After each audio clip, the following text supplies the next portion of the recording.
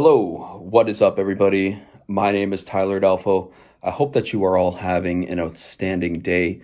We have an interesting topic for today's video, and this was a suggestion that was made by a viewer, and I thought that it was an excellent idea. So here we are, now executing that idea. I'm going to talk about how my family has viewed my bipolar disorder. For those of you who are new here, I have a diagnosis of bipolar type 1 with psychotic features, a diagnosis that was made in October of 2021, and then again in February of 2022. And since February of 2022, I have been in treatment for the disorder, taking medications to reduce the possibility of me returning to mania, and as well as to try and alleviate symptoms of my depressive episode as much as possible. The medication has had mixed results, and that's a topic that I've talked about in other videos, the side effects of medications, if you're interested in checking that out. But for today, we're going to narrow in on how different members of my family viewed my bipolar disorder. And I'm going to split this video into two distinct parts. The number one part, the first one that we'll look at, is how they viewed my bipolar disorder while I was in a manic state and how different members viewed it. I won't be naming names or anything because that's not the purpose of this video. The purpose is not to cast shame or doubt on anybody. It's just to take a look at how my family reacted, how I think they could have reacted better if possible. And yeah, so we'll first look at how they reacted to me while I was manic. And then in the second part, I'm going to do a deep dive into how they view it now, how different members of my family view my bipolar disorder now that we've learned more information about it and that I've had it for a few years, that I've had the opportunity to speak to them while in a sane state as well as a manic state, how their opinions have changed, if at all. So starting off, I had a major manic episode in 2021. This was an episode that resulted in me losing my job at the Chamber of Commerce in the college town I worked. I ended up losing my education. I got expelled. I even got arrested at one point for 5 days because I got into a fight while I was manic. This was a pretty severe manic episode. I ended up losing all my friends and got expelled by my fraternity. Around the same time I got expelled by my college. So I had this myriad of consequences as a result of my mania. And during all of this time, throughout all these tumultuous events, my family reacted in a variety of different ways. But the number one thing that every member of my family shared during my manic state was confusion.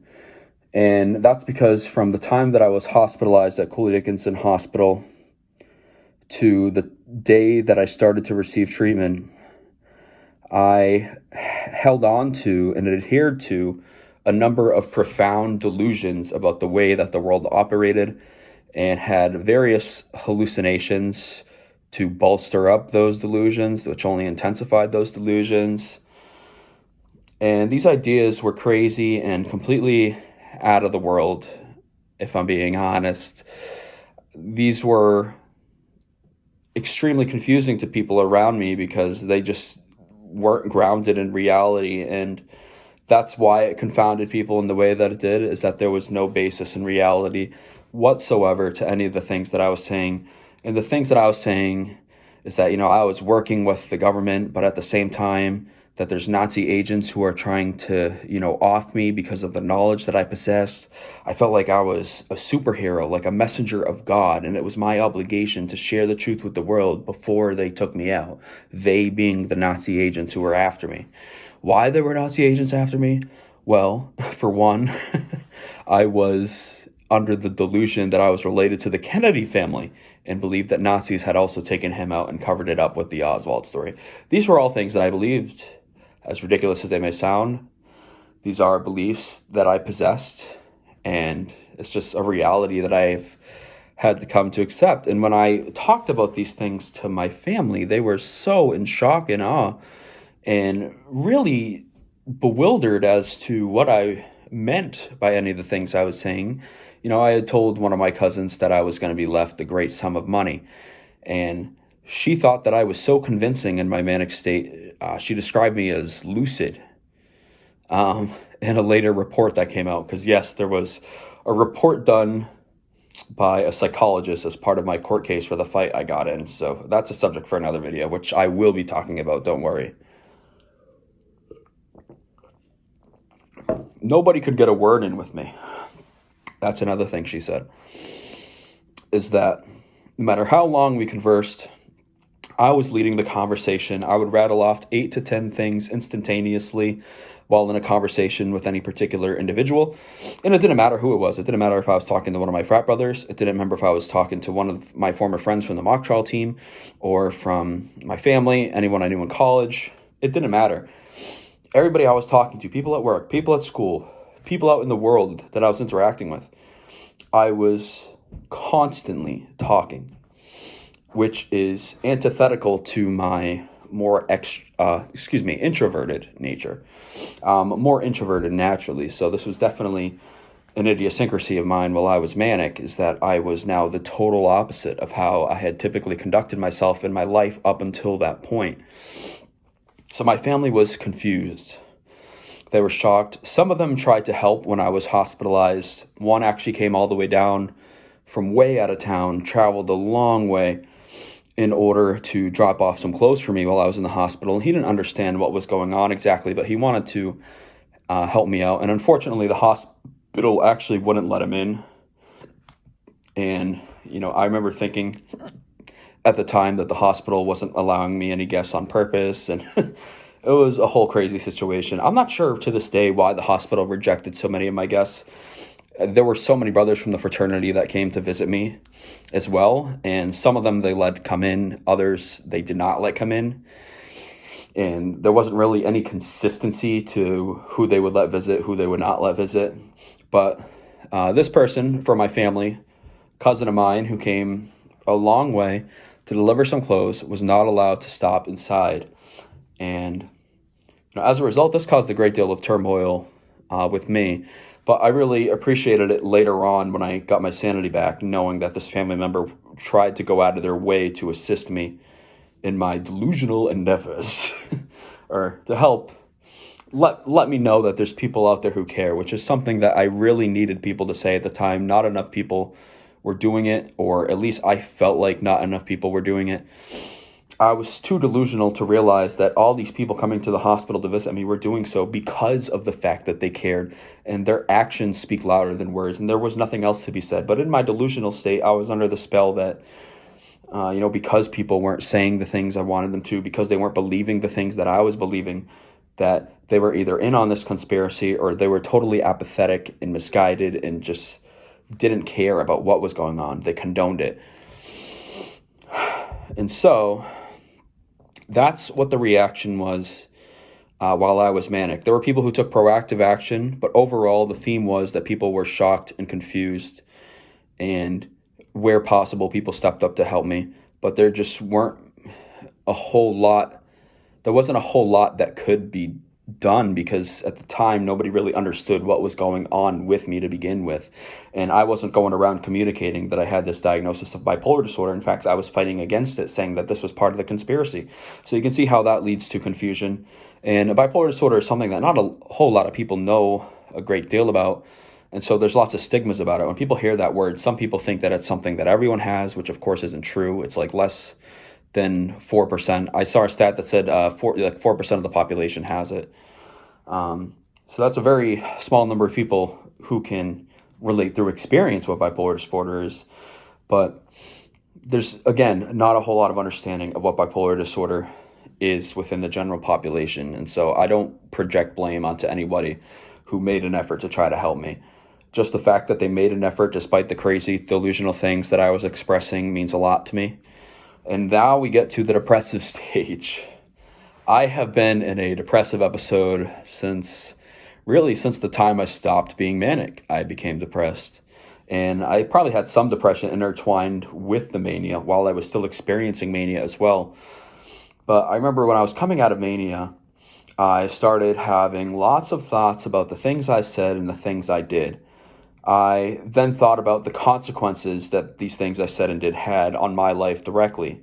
I thought about the consequences on those around me. And I thought about the shame and guilt and embarrassment that one would feel after doing a plethora of extremely embarrassing things and taking extremely embarrassing actions over the course of an entire college semester and posting about it all over social media for the entire school community and the world that I interacted with up to that point to see. That level of embarrassment. And my family had different reactions to me coming out of mania. Some were very forgiving and understanding right off the bat. And I'm extremely grateful for these ones because they understand that I have an illness. They didn't know a lot about it, but they didn't question it. They acknowledged what I was experiencing. They acknowledged what I said I was feeling. And they accepted my feelings. And they accepted that I'm not culpable for the things I said and did during mania, which is what I really, really appreciate more than anything else. Because I totally do believe that, because I truly wasn't in control of my actions. My mind was devious and played a series of monumental tricks on me that depicted a different reality in my mind than actually existed. And so I'm eternally grateful for these family members who are accepting and understanding of my disorder. And throughout the depressive phase, there's been no rush or hurry from these people either. Nobody's, patting me on the back and saying, it's time for you to get a job right away, or it's time for you to go back to school right away. They understand why I spend so much time in the house socially isolated. They know that it's hard. They know that me being isolated has turned into me becoming a very anxious person now when I go out anywhere. And they haven't tried to prod me into making myself feel uncomfortable in ways that could jeopardize my mental health and send me into a mental health crisis. And that's something I'm also extremely grateful for. But not all family members have had this reaction of forgiveness, acceptance, and understanding. There's some members of my family who believe that I'm responsible for my actions because I must have been on drugs. And this, of course, is not the truth whatsoever. I did not take any drugs. I tested negative for drugs. I tested negative for alcohol. These were tests done by police, tests done by the hospital. And I tested negative in each scenario. So people held on to their beliefs, even though when contradicted by the facts, I understand it. I don't respect it. Because, when the evidence contradicts what you say, it's time to move on and accept reality for what it is. That's what I had to do when I came out of mania, right?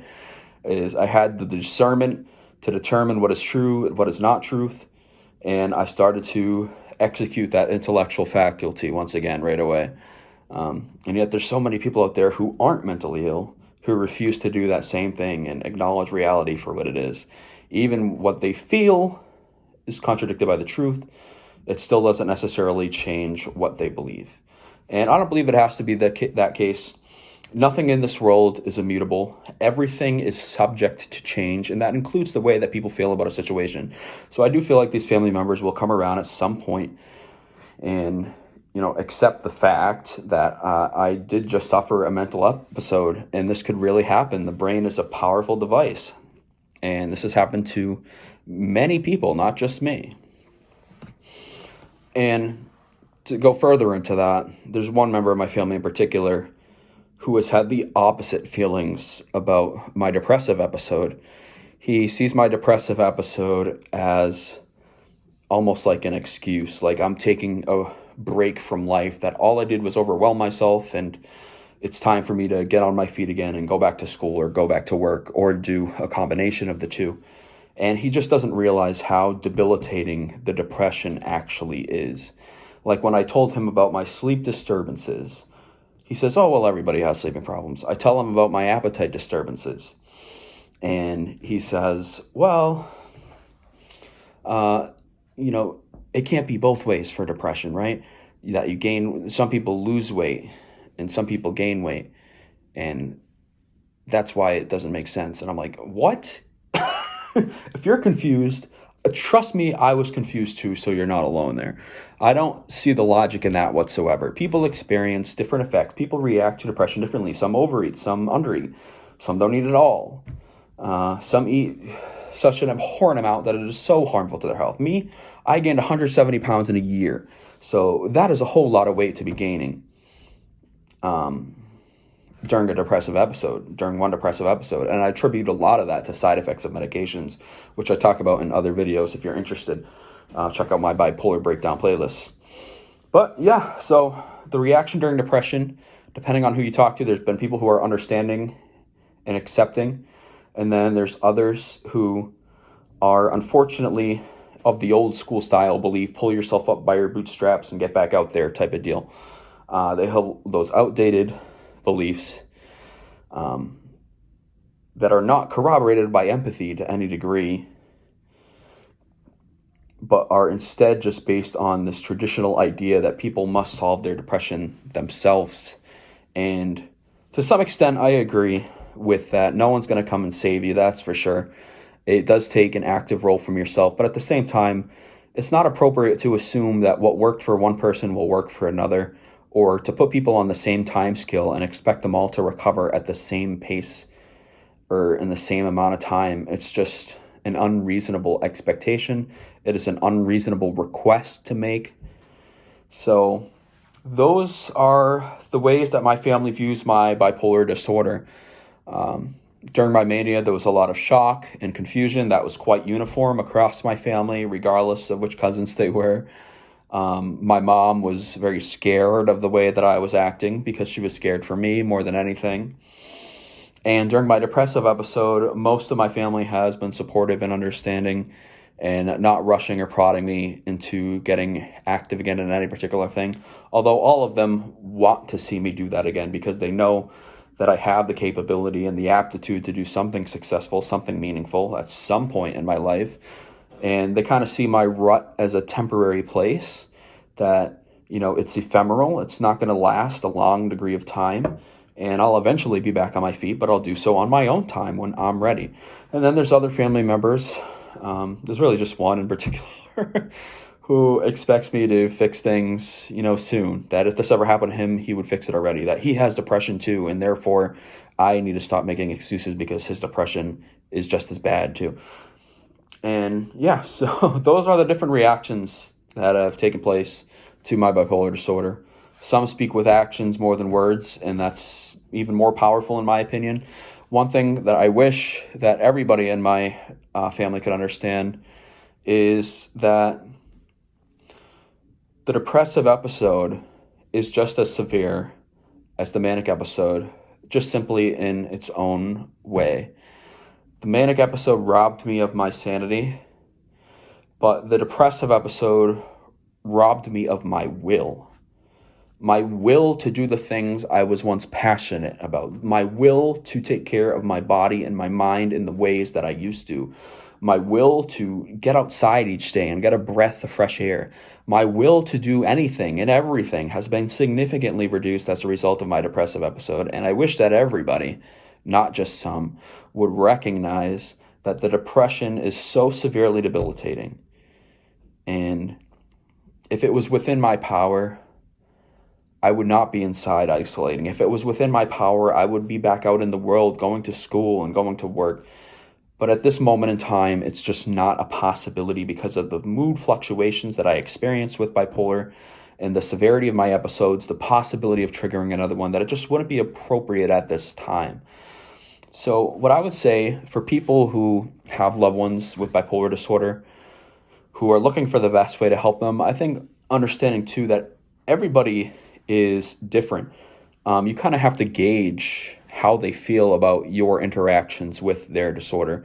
So if there's specific ways that you can help them, one thing you could do is just ask them, is there anything that I can do to help you out with managing your disorder? Is there anything I do that bothers or triggers you that I could not do? And that would be very meaningful and powerful in my view to do. That can be a very powerful thing because you're going to the person directly, and everybody's answer is going to be different. Of course, talking to someone while manic is a wholly different thing, and I'm not sure I have all the answers for how to help someone who's manic. And in many ways, I'm confused as to how I would have helped myself, except with the simple thing is I wish more people said that they cared and said that they loved me during that time. So reminding people that you love them, trying to find out to what extent, if any at all, there are specific things that you can do to help them alleviate symptoms. That would be my advice. But thank you all for watching this video. I hope you all have a wonderful rest of the day. Please hit that like button so more people could see this video, and hit that subscribe button. We are closely closing in on 800 subscribers. We're currently at like 741, I believe. And I took a bit of a break. I haven't been uploading in a few weeks. And that's just because I needed to take a break, truly. And I still enjoy doing this. Trust me, there will still be plenty of more content coming. So for those of you sticking around, I greatly appreciate you. But thank you all for watching this video. Hope you all have an outstanding day. My name is Tyler Adolfo. Peace out, y'all.